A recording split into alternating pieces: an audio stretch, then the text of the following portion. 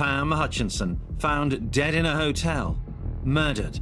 1,500 miles north, another homicide scene with distinct similarities. A grandfather, David Reese, discovered in his bathroom. They found him with the blanket over him, multiple gunshot wounds. Chief suspect, his wife, Lois. She is nowhere to be seen. If you want to start heading south, would you take 35 south? There are some very dangerous people out there, people who you would not expect by looking at them that they were dangerous. Suspected of 2 murders, hunted across 10 states. Detectives ask, do we have a serial killer on our hands? We have to get her before she commits another murder. This was unlike any other investigation that I had. What would make a suburban grandmother turn to murder? And what would be the mistake which stopped her?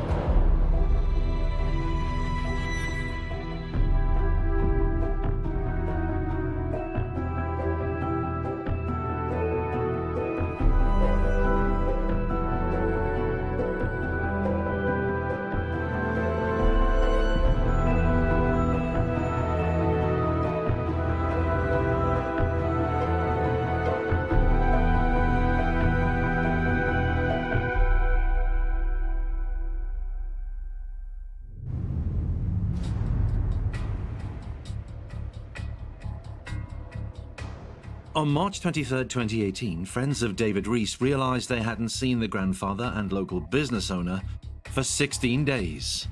People began to get a little suspicious. They wondered, where is he? They couldn't reach him, they couldn't contact him. A series of text messages from David had warned colleagues that he might not be around for a week or 2. He's sick and he doesn't want to be bothered. He had gone on a fishing trip and that he wasn't going to be around and they shouldn't come by the home looking for him. Something about the messages didn't feel right. They realized this is really not something that he would have typed. He wasn't known for using punctuation, so it was pretty clear that someone else had typed it. Finally, they called the Blooming Prairie Police Department and asked for a welfare check. And that's when police discovered his body. Police arrive at the house and they get to the bathroom and they see the towel stuffed under the door and they walk in and they see David's rotting body underneath a pile of blankets. The cause of death was multiple gunshot wounds to the chest. A search revealed that there was no one else in the house. His car is missing, and so is his wife. Officers in Blooming Prairie had a rapid calculation to make. Was David's wife Lois another victim of the unknown attacker? Abducted, perhaps, even murdered? Or was this white-haired granny the killer? They begin to dig deep into the couple's background, looking for motive. Lois and David Reese were both from Rochester, Minnesota. They both were born in the 1960s. They met as teenagers, fell in love, got married, started a family. Local boy meets and marries local girl. It's that kind of wholesome story. To detectives, so far so innocent. The couple raised 3 children. They went on to have kids of their own. In 2005, David and Lois set up home just outside the Midwest town of Blooming Prairie, Minnesota. Blooming Prairie is a small town. It's less than 2,000 people, but it's a very tight-knit community where the people, they're really, really great people. David serves in the Navy, and when he gets out, he opens up a bait shop. And then he opens up his own worm farm business. It's Prairie Wax Worm Farms. He's selling bait to fishermen. Investigators may not have seen any evidence to suggest that they had a killer wife on their hands. The pictures painted by neighbors were of a couple of solid people, regulars at the local servicemen's club. While Lois cared for her cognitively disabled sister, David would often be out on the water, entering fishing tournaments or teaching his 5 grandchildren the ropes. Theirs seemed a Midwest marriage made in heaven. Minnesota is the land of 10,000 lakes. There's a lot of fishing that goes on in this state. David's a real outdoorsy guy. He loves fishing and hunting and boating, and he especially loves sharing that with his grandchildren. He was a good man. He loved his family, loved his grandchildren. It's a big expanded family. You can imagine the types of nice get-togethers they might have. And it seemed like the family was very close-knit. Everybody knew Grandma Lois, and they enjoyed visiting her. Lois was known around town as a generous neighbor and a good cook.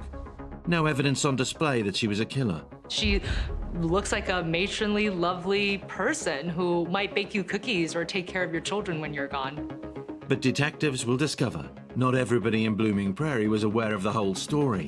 What people don't know is that it's not such a pretty picture behind closed doors. There was obviously some family difficulties. She appeared to have been struggling with her mental health possibly, and financial situations at home. Newspaper editor Jeffrey Jackson, working 18 miles away in Owatonna, got to know all about Lois Reese. There was a history of depression in her family. It wasn't just depression. Investigators heard that Lois had also been prescribed antipsychotic medication, but that she didn't always take it.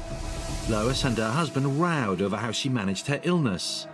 She has a troubled history here that most people in the community had no idea. Nobody ever suspected that there was any huge conflict, and they just kind of blended right into the neighborhood. What townspeople did suspect was that Lois had developed an addiction.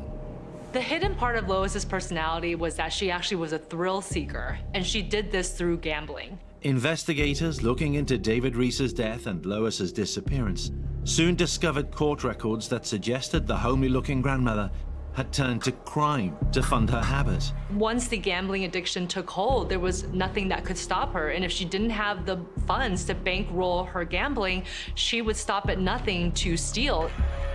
A court audit in 2015 of Lois's sister's financial affairs revealed a huge betrayal. Lois had siphoned off more than $100,000 of her disabled siblings' money, drawing out thousands at a time in the casino, writing herself checks for expenses that she'd supposedly incurred in her role as a carer. Lois was appointed as her guardian, and she stole $100,000 before they said something's wrong. Lois knew that she had an opportunity, that her cognitively disabled sister relied on her for everything and possibly wouldn't even understand that she had stolen from her. And so she did so very easily, right under her nose. Lois, the grandmother of 5, all but got away with it.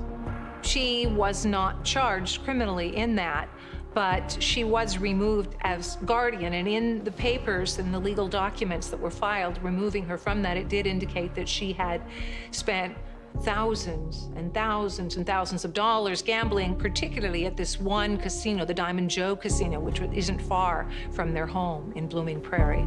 With this revelation, homicide detectives may have wondered if this was just the tip of the iceberg of what Lois Reese was capable of.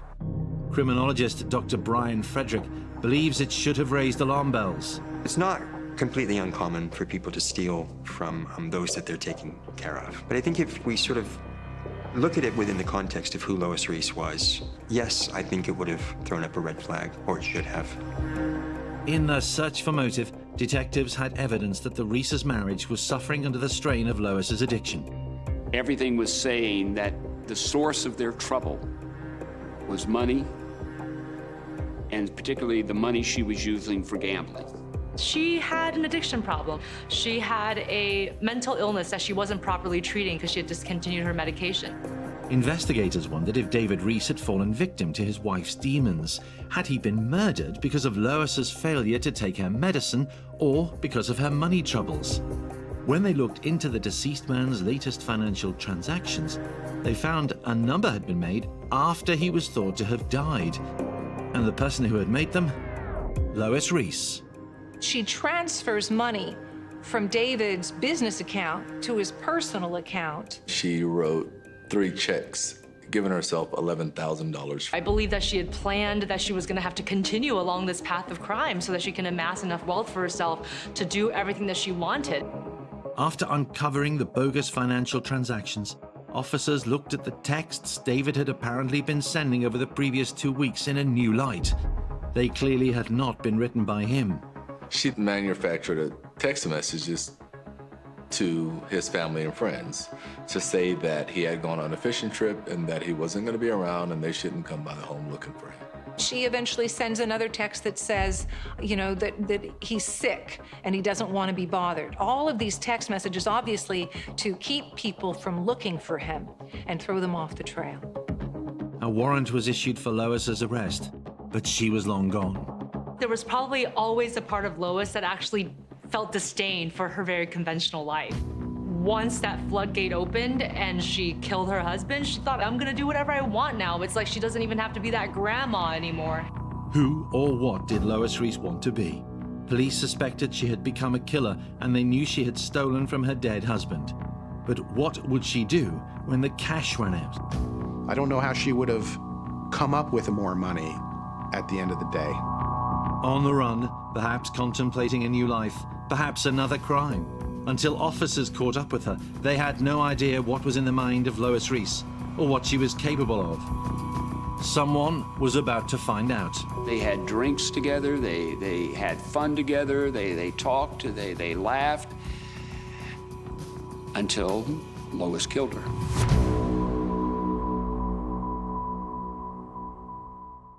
A 33-year-old male found dead a few days ago. Someone amongst them is our killer.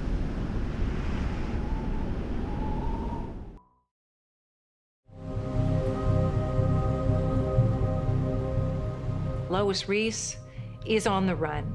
Detectives hunting the killer of David Reese were desperate to track down Lois, his wife of 35 years. The first sign of her is at a convenience store. She's seen on a video camera, asking for directions. If you want to start heading south, would you take 35 south? Just to keep going on down to the next state? Video will capture her asking for directions at a gas station, which just happens to be next door to her favorite casino, the Diamond Joe. Diamond Joe's casino that Lois apparently frequented a lot. She spent the day there gambling. Then she hits the road and she starts traveling south to Florida. Investigators pieced together a trail of security footage that captured Lois at the wheel of David's Cadillac, driving first through Iowa and then further south. Even on her way down to Florida to try to hide out, she was stopping at casinos and spending money that she had taken from her husband after she had shot and killed him. In Florida, she appeared briefly at the home of an old friend who liked to winter in the South.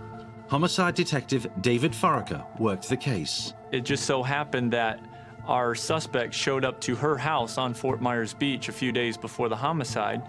It appeared to be scoping the place out. When she was confronted by our witness, she, put her head down and just said, "Oh, I'm sorry, wrong house," and then left. We believe she came to Southwest Florida and Fort Myers Beach in particular, perhaps because she knew her friend lived down here.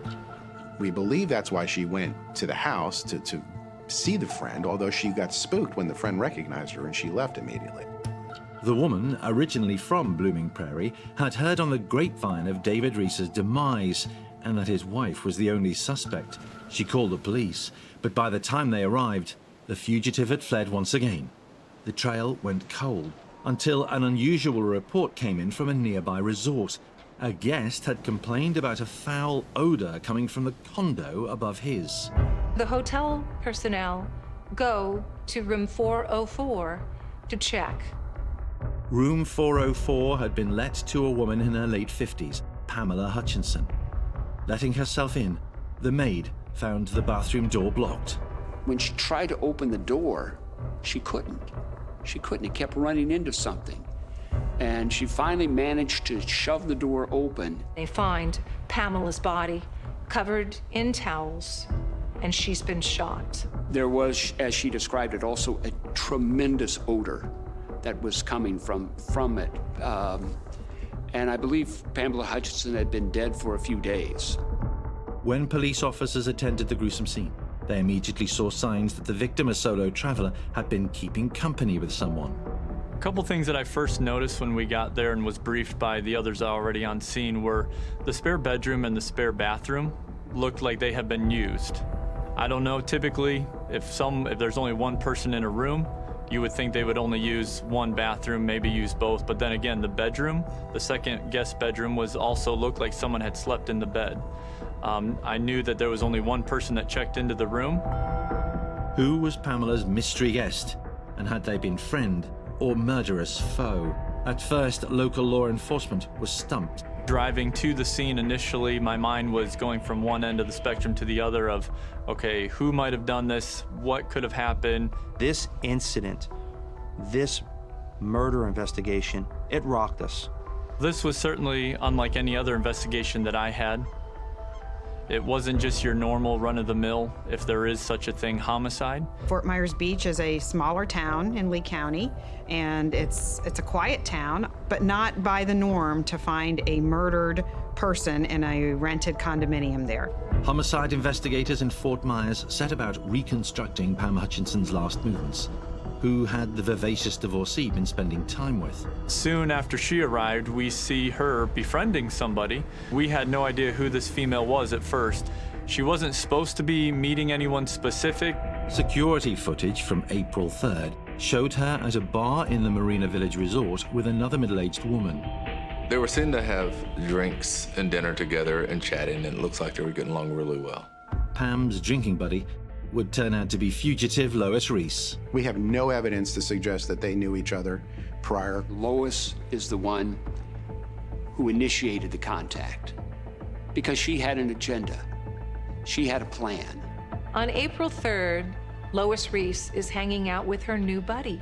She's met a woman named Pamela Hutchinson, who actually looks similar to Lois. And the two of them are having a grand time. They're out having dinner and drinks. When I look at the video of them, it looks like they've been friends forever. She was a very trusting, generous, gregarious individual who would take somebody under her wing and be very generous with them.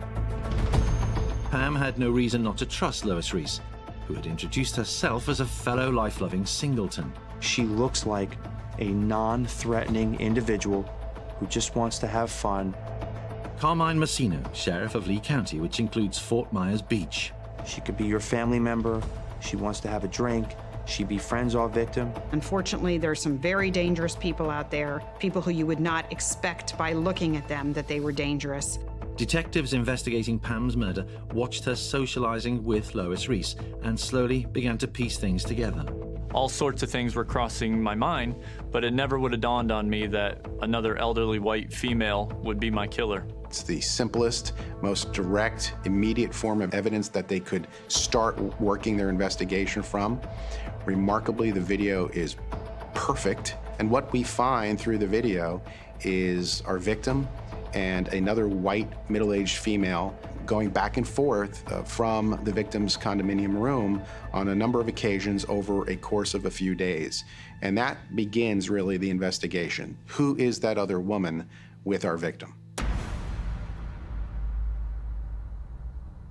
At 7:46 p.m. that night, CCTV video will capture Pamela and Lois laughing and walking and talking together as they head to Pamela's condo.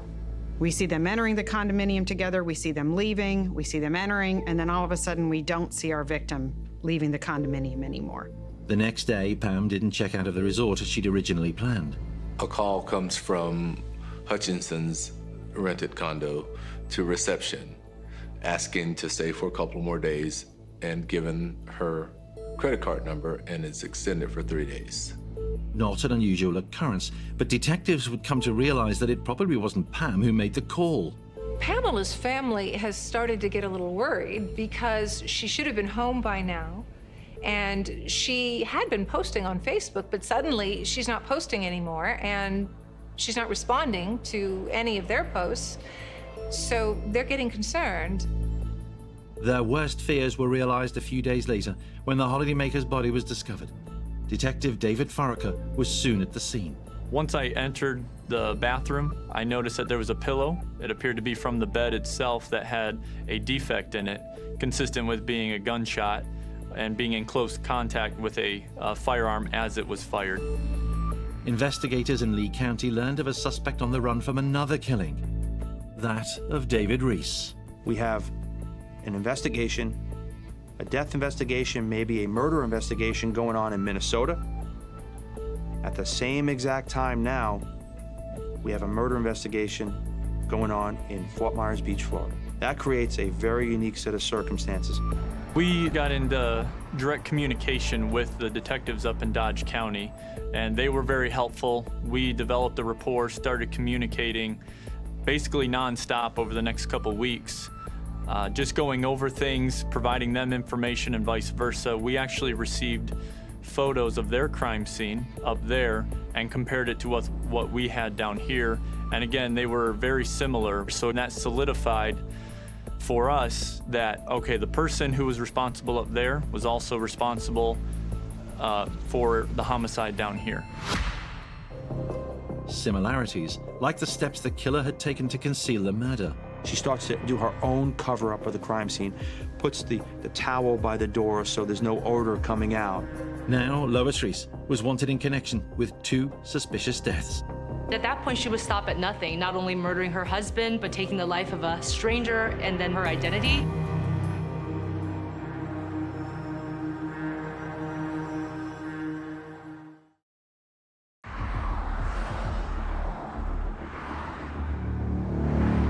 Investigators in Fort Myers, Florida, suspected Pamela Hutchinson had been shot to death by her new acquaintance, Lois Reese. Resort CCTV from the days after the victim was last seen alive captured a woman who looked like she had something to hide. Over the next couple of days, CCTV video will capture Lois going in and out of Pamela's room, carrying garbage bags. We see this white female get in an Escalade with Minnesota license plates, leave the property, and then walk back to the property about 1 hour later. Lois had dumped David's Cadillac at a beachfront car park. We see her walking back and forth in the hallway before she takes off in the victim's car, an Acura, and starts to make her trek out of Florida. What was Reese's agenda? Investigators were beginning to form a theory. You got a woman who comes to Florida, looks like she's looking for somebody who looks at least somewhat like her to kill and assume their identity. To the outside world, Lois Reese was now Pamela Hutchinson. The way she had befriended the victim, who was a loving, wonderful person, and obviously a very trusting person, the way she had befriended her and then killed her was highly disturbing, and we thought had the marks of a really evil killer. Lois Reese has figured out she can just find someone who looks like her so she can steal their identity. There's a very general resemblance as far as age and race and color of hair, maybe build somewhat. They were hardly identical twins, but it was close enough for Lois to put the next stage of her plan into action.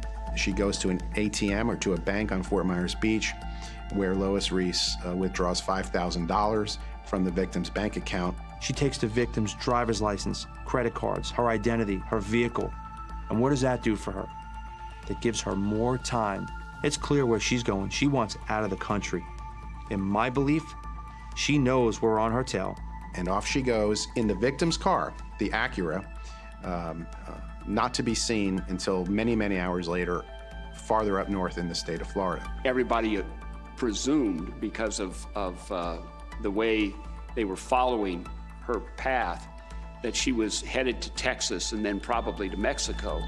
Investigators were following the trail of evidence Reese left behind as she fled the area of her latest crime. So many places have video, whether it's a private business, a government office, a highway, that it's almost the first place law enforcement looks now, especially when they have a suspect on the run. Fearing a double killer could choose to strike again, detectives step up the search. Police launch a nationwide manhunt for what they're calling the fugitive grandma. Let's get this information out. Let's be on the lookout. Let's put her face on the billboards everywhere. Because where is she going, we don't know, but we need to all work and stop her before she commits another murder. I don't know if she knows she's wanted, but she knows that she's trying to get as far away from Fort Myers Beach as she can. We were following her financial information and the victim's financial information, and we actually found that she was in the Ocala area. She ends up in a hotel in North Florida. She walks up to the front desk. Once again, her MO, smiling, calculated, cool, the appearance of anyone's grandmother. She checks into a Hilton in Ocala, and she uses the victims. It's the first time now she's taken on this new persona, and she's now using the victim's identification and credit card to check into a hotel. She did the best she could to conceal herself. She was wearing a hat. We have her on video doing that. She pulled in with the victim's vehicle, and she actually rented a room there for the night and got room service. To check into a hotel using the actual identification, that's unusual, and that is a great trail for law enforcement to follow up on. Becoming Pam Hutchinson had given Reese the means to flee the consequences of her crimes, but it also gave her the chance to do something else, something perhaps that she could not stop thinking about. Here she is now fleeing, now having committed 2 murders, and still feels the need to stop and gamble in broad daylight at a casino in Louisiana. As she leaves Florida, she stops in a casino in another state, and she wins $1,500. And at the time she wins, she uses her own identification and social security number to claim the winnings. If she wouldn't have stopped at this casino to spend money to gamble some more, she might have made it to Mexico. She very, very possibly could have escaped and then just not been heard of again. Delaying her escape, leaving a digital footprint of her presence. These were huge mistakes that amaze even the state attorney. Unfortunately, when we're dealing with people who are evil and who are willing to kill, and kill 2 times quickly, back to back of each other, nothing they do surprises me. However, in this particular case, it is surprising to see somebody, and unusual, immediately go off on a gambling jaunt after they've killed 2 people. The gambling itch scratched for now at least, Lois drove on through Louisiana to Texas. Lee County detectives were still in pursuit. She knows as time passes, the investigation keeps moving, and we're going to be hot on her trail at some point in time. I imagine there was a bit of a thrill, a bit of an adrenaline rush. That's part and parcel of gambling addiction as well. But I'm certain that her main objective was, I got to get out of here. Lois Reese had 2 things on her mind: fleeing the country and getting her next hit in the casino. Detectives knew by now what she was willing to do to get what she wanted, if they didn't stop her. After committing 2 murders, she's got the victim's vehicle, she's calculated. We have to get her before she commits another murder. On April 8th, Lois Reese crossed the state line into Texas, the final hurdle before reaching the Mexican border. A traffic camera picked up the white Acura she was driving. She makes her way along the Gulf Coast to Corpus Christi, Texas. She has with her directions to get to South Padre Island, and she checks into a Motel 6 on South Padre Island in Texas. We know she has a gambling habit. She's in the casinos. Is she looking for another person to befriend? Is she looking for the next vehicle to take, the next victim, the next driver's license? We have to stop her and put an end to it immediately. Once she had unlocked or unleashed that sort of side of her personality, the sky was the limit. Certainly she had now committed 1 murder with the intention of concealing her identity. So it was very important to try to find her so that she wouldn't do that again. But the trail suddenly went cold. Since the first sighting on a Texas highway, detectives had had no reports of her whereabouts. They had no way of knowing what she might do next, or who she might kill. At this time, law enforcement has figured out through video surveillance what she was up to in the days leading up to the murder, and a little bit afterward, they figured out that she switched cars, put out the license plate reader, and now law enforcement has out a full-fledged media campaign to try to catch her.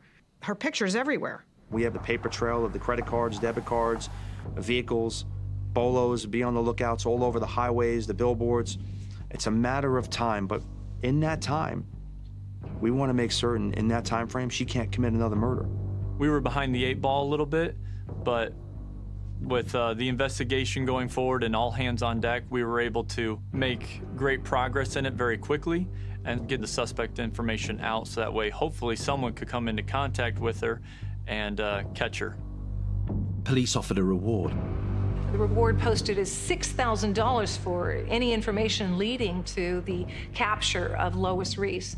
We knew what happened in Minnesota, we knew what happened here, and we did not want there to be a third victim. There was an agonizing week of dead ends and dud tips. Then, on April 19th, 2018, Lois Reese was spotted, sipping cocktails.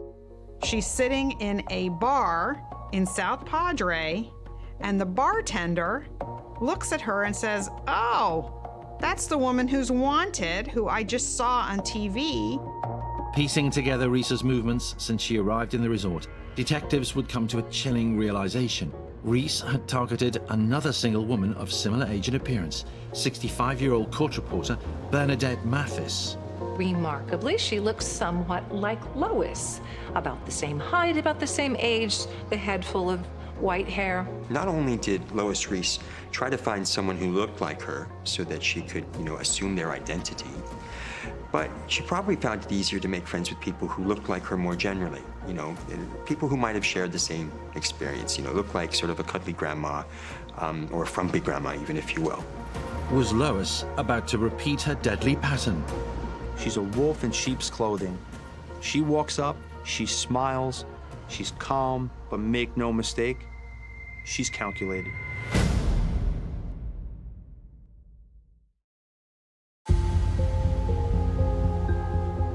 Investigators tracking Lois Reese knew they had to stop her doing two things: killing again and making it to Mexico. There's a trail of evidence that she's building, but her plan is that she's going to make it across the country and leave the country. I don't think anybody would have thought that this was actually going to be headed in the direction of multiple murders. Reese had already proven to be lethal as a wife and as a friend. Had she fixed upon unsuspecting Bernadette as victim number 3? Reese's new acquaintance took her to dinner and then invited her home for the night. Lois and Bernadette are out having drinks and dinner. Then they go back to Bernadette's house and they spend time having drinks and hanging out in her hot tub. Then Bernadette invites Lois to spend the night at her house in the guest bedroom, so she does. It amazed me that Lois would yet befriend another person and somehow get invited to stay in her guest room. Those people should thank their lucky stars, because she had the gun. She had the gun. She could have done it again. Ms. Mathis had no reason to suspect anything untoward about the older woman that she had met in a bar. Let's look at our suspect, Lois Reese. You know why she's able to fly under the radar? Because she looks like anyone's family member, grandmother. It's always disturbing to me as a prosecutor and as a member of the community to see when people do evil things and just don't seem to have any care about what they did. She's a wolf in sheep's clothing. She walks up, she smiles, she's calm, she has the appearance of a grandmother, but make no mistake, she's calculated. Exactly what Reese had in mind may never be known for certain, thanks to the sharp-eyed bartender in South Padre Island. He reported her and probably saved Bernadette Mathis' life. It is certainly something that has crossed my mind, that had she not been captured when she was, perhaps she would have done the same thing. The police acted fast. She got a tap on the shoulder, and it was a U.S. Marshal, and he asked her to step outside, and she did. And she was asked to produce identification, and she did, and she was arrested. Law enforcement officers commented that she didn't appear to be too startled or even worried about being arrested. And the thought was maybe she was just tired of playing this game. The multi-state pursuit was over. Lois Reese was safely in custody, but the hunt for evidence continued. The marshals go to Lois's room there at the resort, and they find a .22 caliber pistol. Lo and behold, they discovered that the gun that had been used on Pamela Hutchinson was the same gun that had been used on David Reese. It's clear that Lois Reese has used the same MO in these two murders. She's used a small caliber weapon. She has covered the bodies and she stuffed towels under the door. Wanted for murder in 2 states, the authorities had to decide where Reese should stand trial. It was ultimately agreed that Florida would take her first and do what we needed to do through the judicial system. As the sheriff, it's a personal thing for me. You committed that murder on a tourist in my county. You can run, you're not gonna hide. And we are gonna get you. And in the end, I wanted her to specifically face the music here. June 6, 2018, Lois Reese is indicted by a grand jury in Florida for the murder of Pamela Hutchinson. In our opinion, you had a very clear, premeditated first-degree murder. And we also charged her with using somebody else's personal information, their identification, which is a crime in Florida and in most places, obviously. And we also charged her with grand theft auto for the theft of the victim's car. At first, Reese denied the charges against her in both Florida and Minnesota. Once you're convicted of first-degree murder in Florida, there's only 2 possible sentences. One is a life sentence without the chance of release, and the second sentence is the death penalty. In this case, we decided to seek the death penalty. She was cold, she was calculated, she staged that crime scene. She seemed to know what she was doing. There didn't seem to be any question of that. With overwhelming evidence stacking up against her, Reese changed her plea just as the trial for the murder of Pamela Hutchinson began. Lois Reese changes her plea in the murder of Pamela Hutchinson to guilty in order to escape the death penalty. Do you understand why you're here today? Yes. To the charge of first-degree murder with a firearm, a capital felony, which is punishable by the death penalty or life. How do you plead? Guilty. She made a plea bargain with the authorities in Florida that she would admit to first-degree murder charges against her in exchange for her being given a life sentence. Pursuant to the terms of the agreement, ma'am, I will adjudicate you guilty. I will sentence you to the Florida Department of Corrections for a period of life on count 1. She understood and accepted her responsibility, and she took the plea, and off she went back into the holding cell. But there was another crime that Reese had not yet confessed to, the murder of her husband, David. She's extradited to Minnesota to face the music there. With the family, the next of kin's blessing, we decided that the best thing to do in this case would be to take the life sentence and let her go on her way to Minnesota and stay there and answer her charges there. By fleeing her home state, Lois Reese had planned to escape justice for killing David. But that assumption was just one of many errors that she had made along the way. August 11th, 2020. Now it's 2 years after Lois has killed her husband, David. She changes her plea. She enters a plea of guilty to escape the death penalty. Reese had never given Pam Hutchinson's loved ones an explanation for her violent actions in Fort Myers. She was more open when it came to discussing the whys and wherefores of her husband's murder. So here's this woman, she's in her 60s. She and her husband have been married for over 3 decades. They have 3 children, 5 grandchildren, and then suddenly one night she decides to kill him. He and Lois had apparently gone to see grandkids in sporting events. And on the way back to their home, they started arguing. My guess is that they had been arguing about money, and particularly about money being used by Lois to feed her gambling habit. When you look at how she decided to cross that line into killing, it was really motivated first and foremost by finances and money. He handed her a loaded pistol and told her basically to shoot and kill herself. She had attempted suicide before, and now he was basically telling her, do it right this time, get it right, shoot yourself. And instead, she took the gun, pointed it at him, and shot him 3 times. This was Reese's explanation for killing her husband of 35 years. She also told investigators what she had done next. According to Lois, after she had killed him, she covered him with a blanket and then lay down beside him It's like an old Gothic William Faulkner tale or something. Just quite gruesome. After 2 guilty pleas, communities across 2 states were left to come to terms with Lois Reese's crimes. Hopefully it brings some sense of resolution, conclusion, justice for the family. The enormity of this case, geographically, as well as just in terms of what happened and how this destroyed so many families' lives. I've never seen anything like before. And I hope I never see again. Who would have ever suspected this woman from Minnesota to have come down here to do what she did? Certainly it's not the image that I have when I think of my grandparents or my parents, but again, we don't know, why people do things sometimes. Lois Reese was given another life sentence for killing her husband, David. She will spend the rest of her days in jail. She looked like a grandmother that may have been a little quirky, but I don't think anyone suspected she would be violent. How had Reese come to be a killer?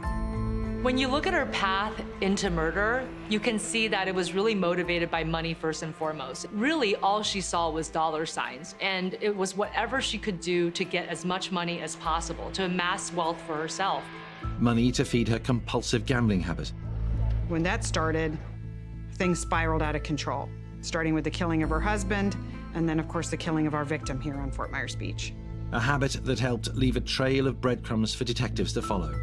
Even on her way down to Florida to try to hide out, she was stopping at casinos and spending money that she had taken from her husband after she had shot and killed him. We believe she stopped on the way down from Minnesota to gamble in Iowa. We know that she stopped to gamble in Collier County, and here she is now fleeing, now having committed 2 murders, and still feels the need to stop and gamble in broad daylight at a casino in Louisiana. Lois Reese was driven to gamble and paid little attention to covering her tracks in an age where law enforcement leans heavily on digital trail. She left video surveillance. She left credit card receipts. It's becoming more and more readily available, and it has become a great tool for law enforcement. And it really helped build this case. Lois Reese could not stop gambling. She would do whatever it took to secure the funds to keep spinning the wheel. And in her obsession, she left tracks for her pursuers to follow. That was her killer's mistake. In the end, justice is served.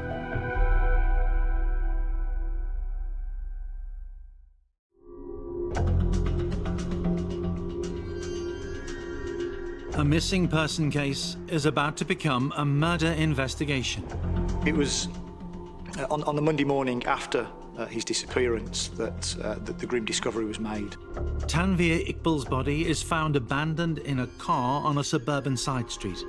Investigators begin to uncover the complex threads of his life. She wanted him, and I think the position was ultimately, if I can't have him, nobody's going to have him. How would homicide detective Paul Joyce piece together the evidence to track down his killer? Extreme amounts of work and man hours go into actually achieving this, but it's worth it when you can put together quite a compelling case. Which part of the detective puzzle would expose a killer's mistake?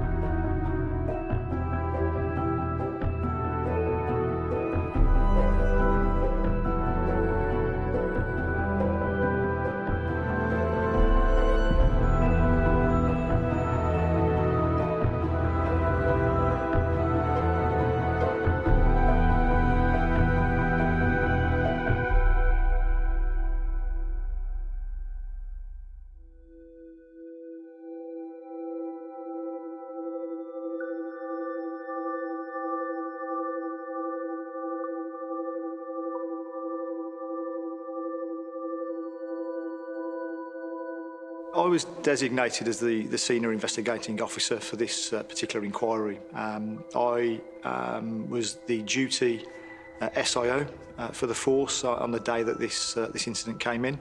And Tanvier was initially reported as a missing person by his family. Tanvier Ikbal had told his wife that he was going out to celebrate his birthday. The next morning, Nasreen wakes up and realises that her husband isn't there. She tries to ring his phone a number of times, but it's switched off. He did sometimes stay out late and his family would go to bed and he would come home afterwards, but very rarely would he stop out all night. When we get an initial call around a missing person, we consider lots of issues. As the person absented themselves naturally, as a grown adult, you're very entitled to go and live your life freely. We also consider could something have happened to that person? Is there a reason to believe that some harm has come to that person? Is there a reason to believe that that person has been kidnapped, or is there, has something happened to them untoward? Tanvier's wife very much thought that something untoward had happened. When Tanvier failed to come home that night, clearly Nasreen was troubled, and so were his brothers. People started making phone calls. People started asking others, have you seen him? His brothers contacted the police to report him as a missing person. In this case, there was no alarming features. There was nothing that suggested that any harm would come to Tanvier. The day after, Tanvier still didn't arrive home. His family and friends launched a search in the Edgbaston area of Birmingham in England, where he lived. It was on the Monday morning after his disappearance that the grim discovery was made. Tanvier's Renault Clio was discovered abandoned and seemingly empty. That was found not too far away from his home address. It was found parked on Portland Road, facing the wrong way. When the brothers alerted us to the car, they had a look inside the vehicle. Tanvier was found in the boot of his own vehicle, in a TV box, where he'd been wrapped and prepared within the boot of his own car. The other remarkable feature was the driver's seat was really far forward to the steering wheel, really close to the steering wheel, indicating that whoever had disposed of the vehicle there was probably small or quite short in height. The initial fast-track actions in this investigation didn't really yield us very much at all. We'd got Tanvier in the boot of his own car, clearly deceased. He clearly couldn't have put himself in that position because of the position that the body was found in and the way it had been prepared. Who had killed Tanvier Ikbal and why? Most murder victims know their killer, so detectives begin inquiries close to home. Early on in any investigation, it's really important to know who's who. And the way that we get round that as investigators is we understand the family makeup for the deceased and for anybody that we've got any interest in to do with the inquiry. And what we do is we do a simple family tree, so we understand exactly who's who, where they fit in and what their relationships are. At first, Tanvier's family tree seemed relatively straightforward. Tanvier Ikbal was a 33-year-old man who appeared to be happily married to his wife, Nasreen, and they had 2 children together. Tanvier worked in a family shop which sold music and electrical equipment. And he's quite a well-known figure in the music industry, both nationally and internationally. So he's quite an exciting character to be around. He's quite likeable, he's quite gregarious. 5 years into his arranged marriage to Nasreen, Tanvier's life became complicated. Another woman entered the music producer's timeline. Zaton Bibi had met Tanvier Ikbal in 2008. She just happened to be passing by a record store in Birmingham where he was working. She popped in, they started chatting, and eventually they exchanged numbers. He would probably have had quite a lot of interest from women his age and slightly younger, but perhaps not from women who were older than him. So I think there's a sense in which this is novel, it's a bit unusual, and I think he's quite intrigued by her. Like Tanvier, however, Zaton was married. Like so many people from her background, Zaton Bibi had had an arranged marriage. Her husband had come over from Pakistan. He was quite a bit older than her. The marriage appeared to outsiders to be pretty successful. They lived together, they had 4 children. Both of them were working. But was the marriage a happy one? Had Zaton's husband any knowledge of her friendship with Tanvier? Zaton's husband was a man called Gul Nawaz. What could be discovered about him? I represented Gul Nawaz. Defence barrister Tahir Khan. Gul Nawaz was a bit of a strange character because very rarely in all the time that we were together, very rarely did he let his guard down. It was obvious that there was something that he was keeping to himself. And I think that was probably because he knew what had really happened. Gul Nawaz was Zaton Bibi's husband, and he was a simple character. He was from Pakistan originally. He'd been brought to the UK to marry Zaton, and they'd lived as husband and wife. They'd had children, and they'd lived as a functioning family for a number of years. Zaton and Tanvier's lives in a way mirrored each other. Both were British Asian Pakistanis, both brought up in Birmingham, both were very comfortable with the culture in this country. But both ended up marrying people who came from Pakistan, who were brought in, indeed, to marry them. And so they lived their lives in a very conventional way. A westernised woman, a man detectives would discover had no experience of life in England before arriving from Pakistan. A culture clash, which brought Zaton and the murder victim Tanvier together. Zaton got bored with her marriage and decided that she needed some excitement. You've obviously got these cultural differences. She's brought up in the UK, in a very Western society. He's brought up in a very closed society in Pakistan. And so there would have been conflict because as the wife of a Pakistani Muslim man, she would be expected to do as he told her in a very sort of male-dominated society that he would have come from. There must have come a time when she realised that she wanted more from life. One thing led to another, and they exchanged phone numbers. And over a period of time, texting between the two of them led to a relationship. It was initially an illicit affair. If it was discovered in their community that they were in fact sleeping with each other, it would undoubtedly bring disgrace to both his family and to hers. So they kept it secret. Looking from the outside in, this appears to be very complex, very muddy, and distinctly unconventional. We did establish that her relationship with Tanvier was her true love. He was, you know, the person that she enjoyed spending time with the most. Tanvier obviously didn't want his family to know, and nor did Zaton. She didn't want her husband to find out because the consequences could be catastrophic. That sort of behavior was deemed very, very bad within the community. And so the relationship had to be illicit. This relationship, it's a pressure cooker. And it's not an affair that either of them, I think, could just walk away from, because both of them are quite heavily invested in it. Had they unearthed a motive for murder? Two partners both angry at the Tanvier-Zaton affair. Had one of them killed Tanvier? However, initial inquiries suggested that Tanvier's wife Nasreen had soon resigned herself to the new woman in her husband's life.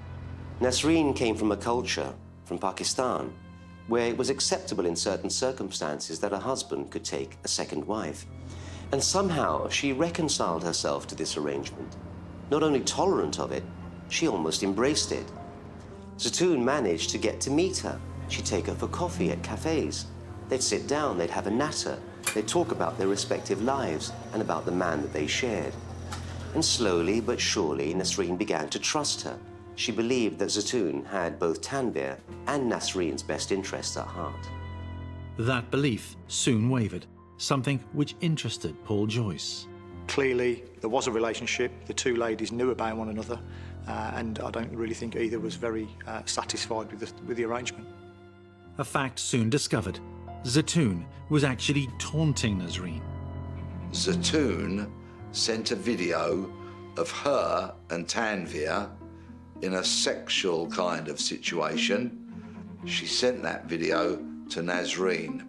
She was beginning to stir things up. Week 1 in the hunt for the killer of Tanvier Ikbal, and investigating officer Paul Joyce has discovered the victim as having an affair. That Tanvier's wife had been sent a sex video by the other woman, Zaton Bibi. That both Zaton and Tanvier were disenchanted with their arranged marriages. Fertile ground for motive, as Paul Joyce looked for a killer's mistake. When you hear of a second relationship or a third relationship, or within a marriage, I would consider it as a red flag, something that needs closer attention.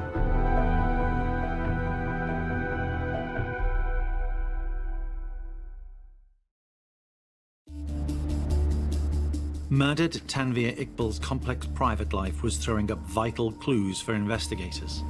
The focus was very much around the family, around focusing upon building a good relationship with the family in order to get as much information from them as we could, and also then looking at Tanvier's life in general and looking at what his lifestyle was, who his friends were.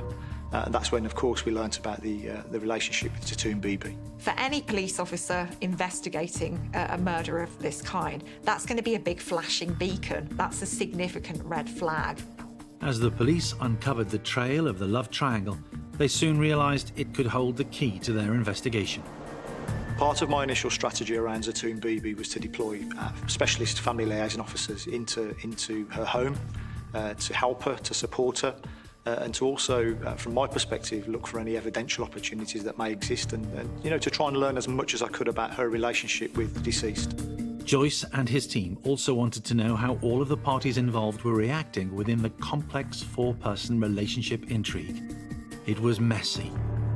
In January 2016, Tanvier discovered that Nasreen and Zaton were still in touch with one another. This really upset him, and it caused aggravation between him and both women. In fact, there were text messages between him and Zaton that were of a particularly unpleasant nature. Despite the complications, Tanvier continued with two relationships. He has two lives. He has Nasreen in this corner and he has Zaton in the other one. And he's literally having his cake and eating it. And what of Gul Nawaz, Zaton's husband? Investigators wanted to know how much did he know of his wife's affair? Enough, perhaps, for him to be the killer. Gul found a picture of Zaton and Tanvier and their daughter on a little trip together that they'd taken. They'd taken photographs at various London attractions, and she was foolish enough to keep hold of those and leave them in a cupboard in the house. Zaton claims that Gul became violent when he discovered this picture, and that she had to go upstairs with her child and lock herself in the bathroom. The situation was clearly not sustainable. Gul discovered the affair and it put a massive strain on his marriage with Zaton. Eventually the couple separated and Zaton got her own place. What surprised Paul Joyce and his team is what they learned just days after the discovery of Tanvier's body. Years earlier, Gul Nawaz had discovered that Tanvier was also the father to two of Zaton's children, something Nawaz appeared to simply accept. Was that likely? Or was that motive to kill Tanvier? During this time, Tanvier had stayed with his wife Nasreen at their home in Edgbaston, whilst living a double life with Zaton. The couple owned a property of their own. And so an extraordinary situation developed whereby Tanvier had two children with his own wife, but two children with the woman with whom he was having an affair. And Zaton, from her side, having had 4 children with Gul Nawaz, found herself bringing 2 more children into their family unit, and the father, of course, was not her husband. The situation was clearly unsustainable. So they have this life together, where they have a family unit of sorts, and then they each have lives outside of this. So Tanvier has a wife and other children. Zaton has another life that's going on as well. So I think there's quite a lot of pressure that comes along with this kind of lifestyle. When questioned later by detectives, Zaton told them that when Gul Nawaz first heard of his wife's affair, he was angry.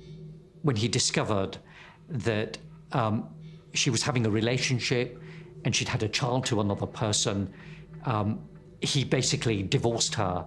And in the Islamic tradition, a divorce is pronounced by simply repeating the words, "I divorce you," 3 times. And that's what he did. In the eyes of some in her husband's community, divorce was a sin. So Zaton maintained the pretense of still being married to Gul. But it was now clear to Senior Investigating Officer Joyce the relationship complications provided motive for Tanvier's murder. His team turned to digital detection methods. We'd look at the telephone evidence then with CCTV evidence. We'd look at what the comparison is around where people are at certain times, what CCTV tells us, and then we adopt some tracking principles in order to follow people around on CCTV. It's extremely painstaking and long-winded, but it's very, very successful in terms of yielding that final product around being able to trace somebody's steps, overlaying that with their phone data. It paints quite a compelling picture of where somebody is at a certain time. The exhaustive process yielded results. We were able to identify some CCTV that showed a female walking away from the deposition site on the night of the vehicle being dropped off. We were able to track that female for a number of miles, and eventually we found her quite some miles away from the deposition site, being picked up by a car that was very similar to her family car. That was when the investigation started to come alive for me. Modern murder investigations are often solved by a combination of forensic science, CCTV, and mobile phones. This case contained all of them. What the police did was they matched a lot of the mobile telephone movements with the CCTV movements of the vehicles. The trawl of digital evidence had thrown up sightings of a woman in the vicinity near to where Tanvier's body had been found. And phone signals showed that Zaton Bibi had been out at the same time. Complicated though relationships were, the detective landscape was clearing. Zaton Bibi never jumped out as a suspect immediately to me as the lead investigator on this case. And it was only as we sort of edged into the investigation a number of days in where my mind was sort of focused upon Zaton and her sort of lack of cooperation with the inquiry. But of course, that can always be confused as grief or as sorrow. So it was definitely something that was, she was of a concern to me. On February 8th, a week after Tanvier's body was found, Zaton Bibi was brought in for questioning. She didn't really cooperate very much with the officers and really failed and refused to answer any of the questions. My kind of natural senses were telling me that she had more to do with this than was initially evident. Professor Elizabeth Yardley is a criminologist who has studied the case. She believes the turning point in the complex multi-character relationship matrix had arrived when Tanvier Ikbal decided he no longer wanted to stay with two women, two lives, two homes, two families. Months before his murder, he had told Zaton Bibi he wanted out. Zaton realises that she has only ever been the side course. Nazreen is the main course, and this realisation would be really devastating for her. This is somebody whose worth is premised on her relationship with this man, and he's decided that when it's come to take it or leave it, he's just going to leave it. She felt resentful. Here was a man with whom she'd had two children, who had promised her the world, now turning his back on her. It was more than she could tolerate and accept. She made a plan. I am the victim, how dare he do this? And I think that fixation, that externalisation of her feelings, that failure to take responsibility for her own behaviours is what leads us down this road to murder. It was to punish Tanvier, or to pursue some twisted kind of revenge. Zaton decided that he would have to die. But how? Zaton, a slight woman, surely could not kill the younger Tanvier Ikbal. Help, she discovered, was soon at hand.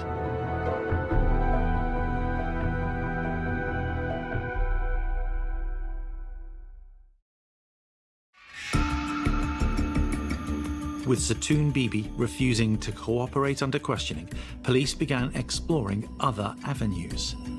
They started searching for the possibility of camera footage collected near to her house, and they discovered images showing that Tanvier had visited Zaton's home on the evening of his disappearance, and so had Gulnawaz and the couple's son. The CCTV from a neighbouring house was very revealing. It showed that Zaton had turned up with her husband and her son not long before Tanvier arrived. We've got CCTV there of Tanvier entering that address. And a couple of hours later, you see his vehicle reversed to the front door of that address, being driven by Zaton Bibi. And then you see a large object being loaded into the boot. And then you've got the boot being closed by Zaton. And then the vehicle is driven off, followed by her family vehicle, and who we believed at the time was her son and her husband. Joe Sidhu, Zaton's defence barrister, would soon comb through the details of events on the night of Tanvier's murder and be struck by the role played in it by Gul Nawaz. Strangely, Gul Nawaz, the very man whose life had been turned upside down by his wife's affair, agreed to the plot to kill Tanvier. No one will ever know quite why. Perhaps he should have simply walked away. Perhaps he should have washed his hands of Zaton. But instead, he saw it as an opportunity to get revenge on the man who had ruined his life. On the 31st of January, Tanvier spends the morning at home with his wife, Nazreen, before telling her he's going to work. Rather unusually, he also told her that after work, he was going to go and see Zaton and then go out with some friends. Nazreen would wave her husband goodbye and never see him alive again. Phone logs would reveal that Tanvier was responding to a text invitation from his lover, Zaton Bibi. She came up with a plan, which was to lure Tanvier to the house. And given that it was his birthday on the 30th, she contacted Tanvier and said, look, we haven't celebrated your birthday, and your two children, they want you to have a birthday cake. And will you come to my house? The two younger children obviously weren't there at all. It was just a ruse to get him, Tanvier, to come. And so they get to the house, and shortly after, Tanvier arrives. As detectives combed through the CCTV evidence from the neighbouring house, it became clear that Tanvier Ikbal had walked into an ambush. Unsuspectingly, he turned up to that house. What he didn't know was that lying in wait was not just Zaton Bibi, but her husband Gul Nawaz and their teenage son, who was but 15 years old at the time. I strongly suspect that as he walked into the address, he was probably ambushed and he was probably strangled and quite quickly by the husband and by the son. For Elizabeth Yardley, the way Tanvier died speaks volumes about his killers. Tanvier was strangled. That was the method that was used in his murder. And when we look at that particular method, it's a way of watching the life drain from somebody. So people who use that method in killing their victims are people who enjoy those feelings of power and control and being the person who is in charge of whether this person gets to live or die. So it's very meaningful. It's very significant as a method. The evidence from the pathologist showed that he was strangled to death and he was beaten. The post-mortem on Tanvier's body reveals that he died because of ligature compression to the neck. In other words, he's been strangled. There are other injuries on his body, and the pathologist concludes that this could not have been a crime committed by a petite woman on her own, because there's other struggle injuries. By the time they choked the life out of Tanvier, the next thing that needed to be done was how to get rid of the body. They got a big cardboard box that once housed a gigantic television set and used it to wrap Tanvier's body in. Somehow they squeezed him into that cardboard box and wrapped it in duct tape. The box was carried out by father and son and placed into the boot of the car that Tanvier had arrived in. Once again, security camera footage would offer up vital clues to detectives investigating the murder. While Gul Nawaz and their teenage son Kashim headed off in the family car, Zaton drove Tanvier's Renault Clio to the nearby district of Edgbaston. She parked the car up on a residential street in Birmingham. The body was actually not visible because it was in a cardboard box. And so anybody coming past the vehicle would see, it was one of those hatchback vehicles. And so they'd see what looked like a cardboard box in the back of a car. The family knew that once the dirty deed had been done, they'd have to avoid detection. And so an elaborate story was set up to say that they'd all had pizza at home. In fact, CCTV footage clearly showed a woman walking away from Tanvier's dumped car. She left the car on the street and then went off, called Gul Nawaz to come and pick her up. And that rendezvous too would be captured on camera. From that moment onwards, It was clear that Zaton, her husband, and the teenage boy that they had together were going to be the prime suspects for this murder. Paul Joyce was closing in on Zaton Bibi and her family. It was always in the front of my mind that this was potentially a family affair. But could he prove it? A long road lay ahead to convince a jury. As always, the best evidence is a confession. Would the presence of motive and the digital camera and phone evidence be enough to convince what appeared to be 3 killers to confess? You know, we start to build a compelling evidential case against Zaton, but of course, she was only a very slight lady. She couldn't have done this on her own, and from the very early stages, to me, it was obvious that somebody must have helped her.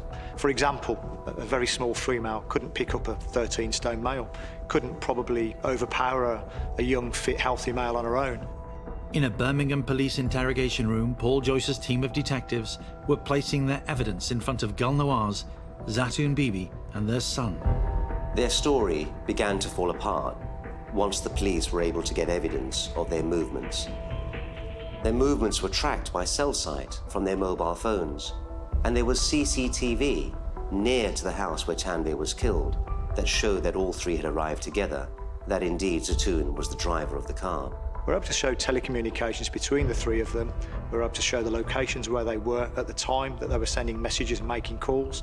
And again, we were able to show the movements of those individuals in their vehicles that correlated quite happily with the cell site data. As police pieced together the final moments of Tanvier Ikbal's life, they spread the net for more CCTV footage. The CCTV strategy as well was widened out to local sort of stores, local department stores, shops, etc. in the local area. We actually had CCTV imagery of Gul Nawaz buying some cleaning products in a local Poundland store. Gul Nawaz went off to a local store at Poundland, bought some rope and some duct tape. We were able to show that he was buying things like cleaning products, bleach, rubber gloves, all this kind of thing that was potentially used in the commission of the act of killing Tanvier. We see CCTV of Gul in a local store buying cleaning products. So he is very much the visible face of this murder. He is the one that people are seeing on CCTV. And I think Zaton was very deliberate in sending him out to pick up these things because it looks like he is the killer. It looks like he's the one with the intention here. In addition to the CCTV and the cell site evidence, the police found DNA on the tape that had been used to close the box in which Tanvier's body had been stuffed. The forensic scientists start to do their thing. They examine the gaffer tape on the box in which Tanvier's body was found. From that gaffer tape, they find 2 full DNA profiles. One is that of Gul, Zaton's husband, and the other one belongs to Kashim, Zaton's son. This is very much about what these 2 people did together in collusion with each other. And it really was the coming together of 2 very dark forces. Dark forces may be, but to investigators, they had not been sophisticated in covering up their crime.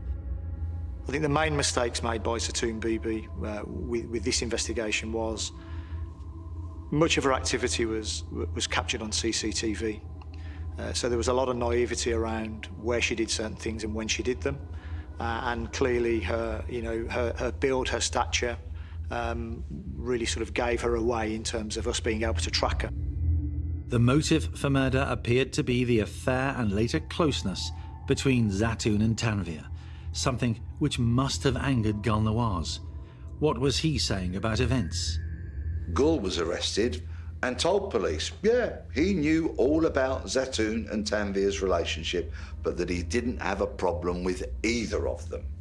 He said he couldn't remember what he was doing on the day of the murder, but that he was probably at home with the children. With the CCTV evidence and the cell site, it was clear to the police that somebody was lying to them, and probably everyone was. They arrested Zaton Bibi. They brought her into the police station. She had a solicitor to help her, but when they started interrogating her and putting the evidence to her, she clammed up. She said that she wasn't feeling well, that she couldn't answer the questions, and eventually the police gave up because there was no point. she wasn't going to be forthcoming. 2 weeks later, on February 23rd, they and Kashim were picked up again by detectives. Gul Nawaz would soon discover being ready to kill for his wife would not buy her loyalty to him. She had cheated on him, and she was ready for him to solely take the blame for murder.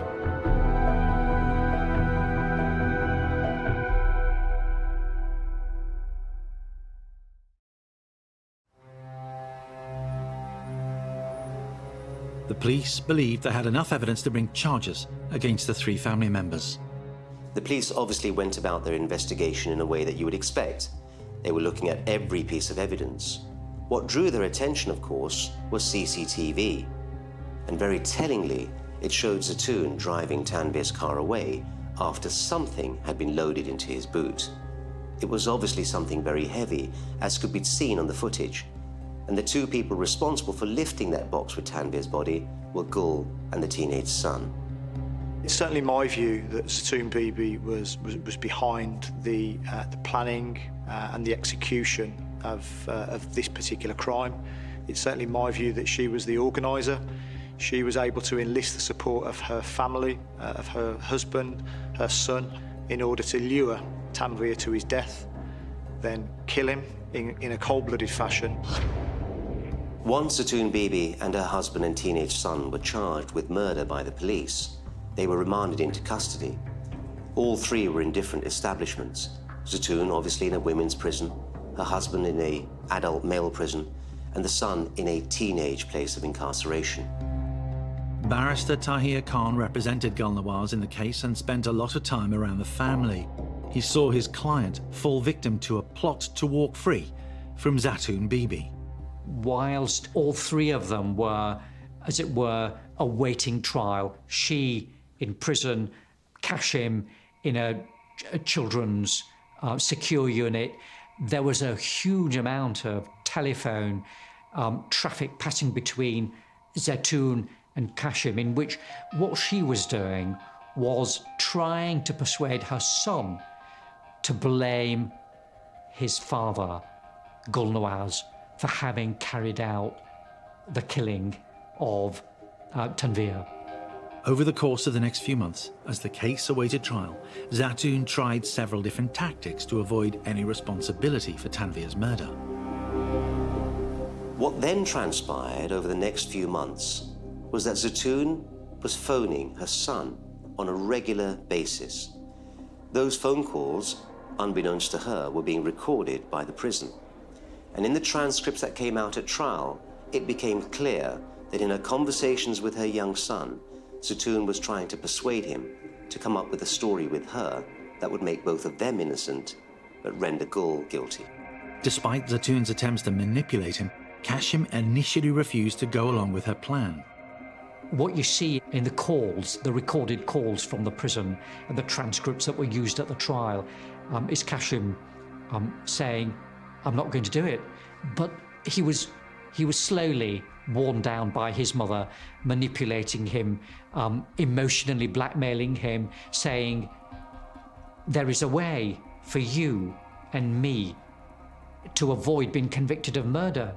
Do you want to be convicted of murder? If we stick together and we tell this story, your father will go to prison, but not you or me." One perhaps felt most sympathy, as indeed the judge did, for the son. Here he was, torn between his parents, having got himself into a situation because his mother recruited him. He'd been manipulated and told all sorts of lies in order to get him on board. For Kashim, the trial in August that year would prove particularly harrowing. There in court, he found himself mute. He couldn't speak.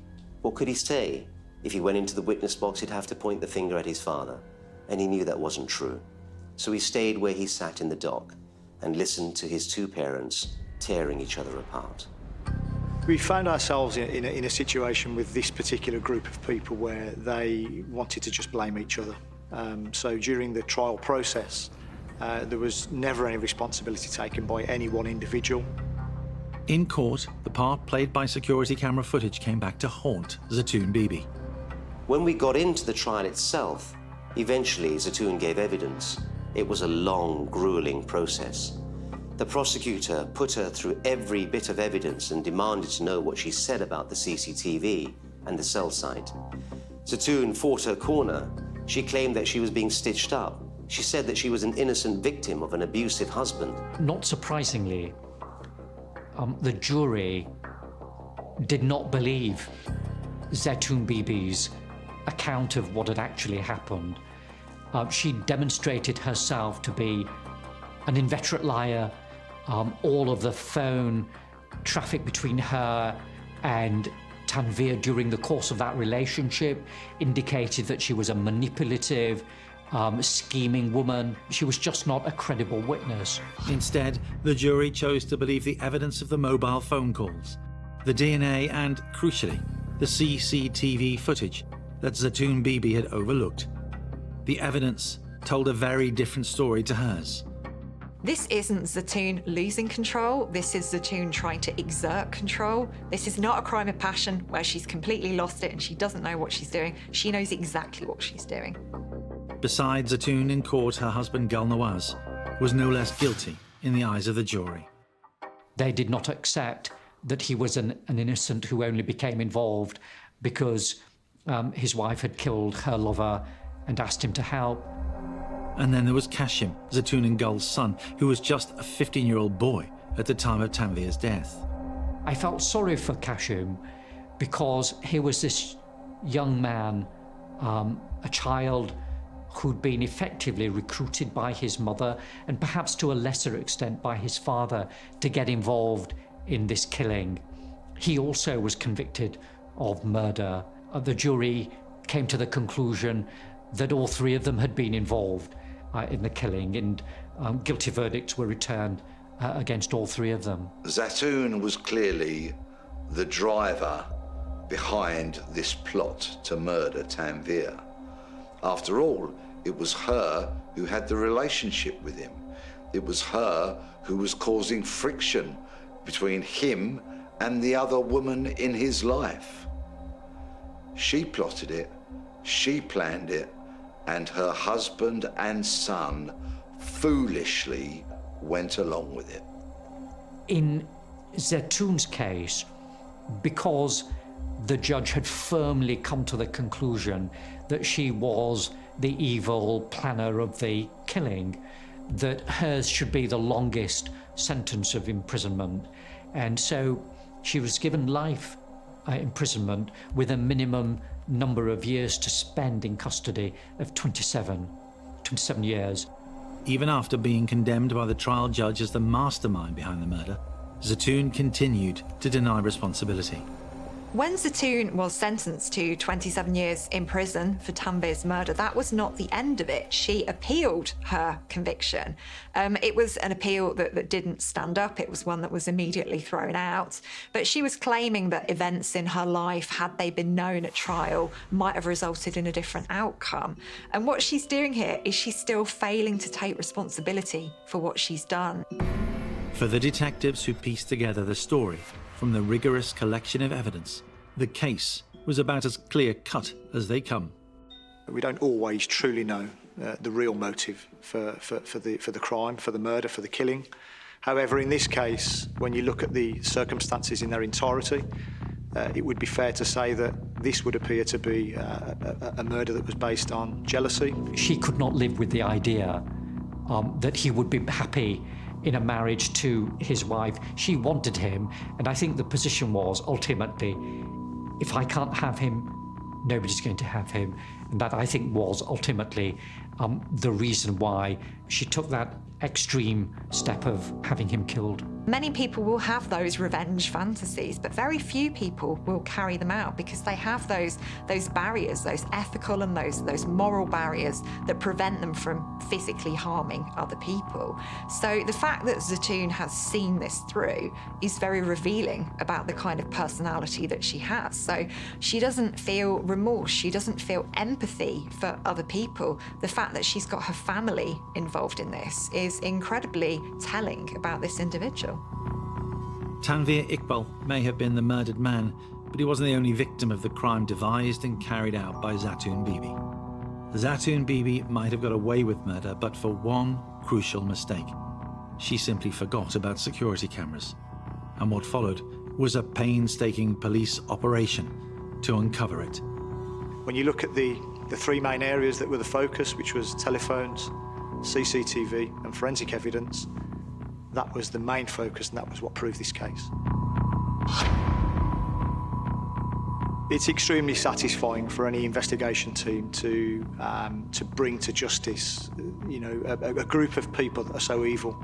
Thankfully for us, and through the dedication and the hard work of the investigation team, we were able to unpick that plan and then take ourselves to that ultimate place to give that ultimate some kind of satisfaction or little bit of something back to the family to help them and to satisfy their grief in such a terrible time.